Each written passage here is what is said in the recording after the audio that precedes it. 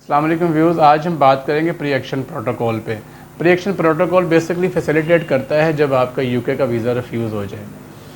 और some time ये मेरा पर्सनल एक्सपीरियंस है, क्लाइंट कॉल करते हैं, पूछते हैं कि यूके का वीज़ा अप्लाई करें और बाद में वो एक ऑफ़र देते हैं कि अगर हमारा वीज़ा हो गया तो क्या आप प्री एक्शन प्रोटोकॉल करेंगे, फ्री में करके देंगे।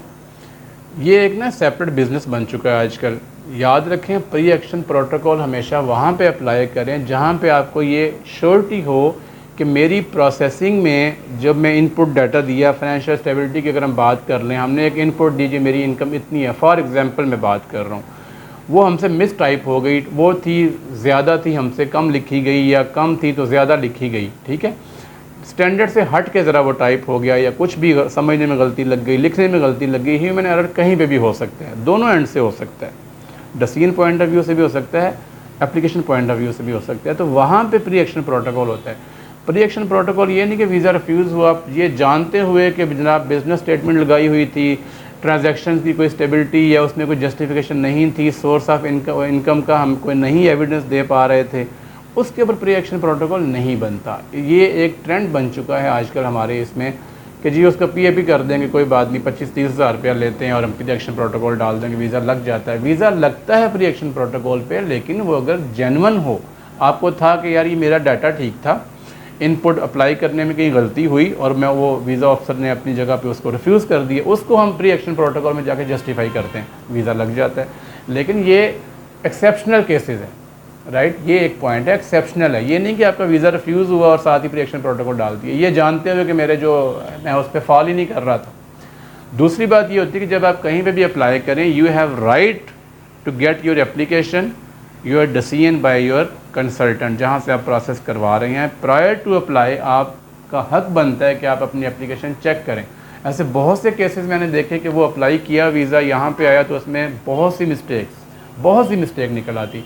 वो क्लाइंट कहता है जी मैंने तो देखा ही नहीं था, मुझे तो पता ही नहीं था। ठीक है, अगर आप खुद नहीं लिख पढ़ सकते, उसको नहीं देख सकते, आप किसी को चेक करवाएं, लेकिन ये आपका राइट है। हमारी हमेशा ये एक रूटीन है, हमारे क्लाइंट्स, हमारे व्यूज़ जानते हैं कि हम जो भी केस करते हैं क्लाइंट को दिखाते हैं, उसको ऑन बोर्ड रखते हैं, उसको 50% तो वो सीख जाता है कि क्या किया इन्होंने। मैं आपको बड़ा फैक्ट बता रहा हूँ कि वो सीख जाते हैं कि ये इन्होंने किया क्या है।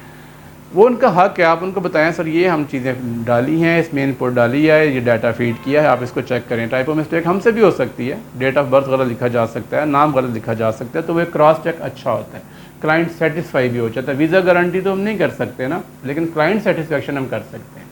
तो इस चीज़ को ज़रूर देखें और प्री एक्शन प्रोटोकॉल हर केस पे बिल्कुल ना डालें। अपना केस पहले चेक करें, डिस्कस करें। सबसे पहले एप्लीकेशन से पहले ही आप देखें कि अप्लाई करना बनता भी है कि नहीं। अगर तो नहीं बनता तो अप्लाई ना करें। हाँ, अगर आपको पता था केस ठीक है, वीज़ा लग सकता है, तो फिर प्री एक्शन प्रोटोकॉल में जाएं। ये ज़रूर देखा करें, हर एप्लीकेशन के ऊपर प्री एक्शन प्रोटोकॉल ना किया करें, आपकी रेपो ख़राब हो सकती है। डेफिनेटली पासपोर्ट तो क्लाइंट का गया हुआ है, एप्लीकेंट का गया हुआ है, तो हमेशा इस चीज़ को अवॉइड किया करें। हाँ, री एप्लीकेशन में चले जाएं। अगर वो जो उसने रिफ्यूज़ल में पॉइंट हाईलाइट किए, आप री अप्लाई में जाएं, कुछ अरसे के बाद वो उन चीज़ों को रिकवर करें, सेट करें, स्टेटमेंट सेट करें, दोबारा अप्लाई करें, वीज़ा लग जाता है। तो मैं काफ़ी अरसे से चाह रहा था कि इसके ऊपर एक वीडियो बनाएंगे, लोगों को बताएंगे। बहुत से ऐसे केसेस आने शुरू हो गए जो प्री एक्शन प्रोटोकॉल में बाद में डाल दें। ना किया करें, ऐसी चीज़ें नहीं किया करें, ख़राब हो जाती हैं। आप री अप्लाई में जाएँ, थोड़ा सा गैप ले लें, ठीक है। हमेशा वहाँ प्री एक्शन प्रोटोकॉल करें जहाँ पे आपको ये लग रहा था कि वीज़ा लगना था लेकिन नहीं लगा। वो आपका एक राइट है। Thank you very much.